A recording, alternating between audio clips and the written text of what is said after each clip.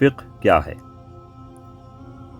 ابن قیم نے مختصر لفظوں میں اس کی نہایت عمدہ تعریف کی ہے۔ انہوں نے کہا ہوا معرفت الحق بدلیلہ، یعنی کہ وہ حق کو اس کی دلیل کے ساتھ معلوم کرنا ہے۔ یہاں حق سے مراد اساسی حقیقتیں ہیں، مگر بعد کے لوگوں نے فروعی مسائل میں افضل اور غیر افضل اور راجح اور مرجوح کی تلاش غیر ضروری طور پر شروع کر دی اور اس کو حق کا معاملہ سمجھ کر اس کو فقہ قرار دیا۔ یہ ذہن اتنا بڑھا کہ جزئی اور فروعی مسائل کے بحث مباحثے کو فقہ سمجھا جانے لگا۔ شریعت میں فقہ سے مراد حق کی معرفت ہے، اور حق سے مراد اساسی چیزیں ہیں، نہ کہ فروعی چیزیں۔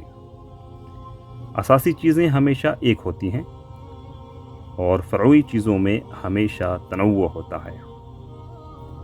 اسی لیے فروعی چیزوں کو ایک بنانے کی کوشش ہمیشہ اختلاف پیدا کرتی ہے۔ یہ ایسی چیزوں میں یکسانیت تلاش کرنا ہے جن میں یکسانیت ممکن ہی نہیں۔ فقہ اپنی حقیقت کے اعتبار سے حکمت اسلام کا نام تھی، مگر اس کو ظاہری تفصیلات کے ہم معنی بنا دیا گیا۔ ڈائری 1983-84، صفحہ 220، مولانا وحید الدین خان۔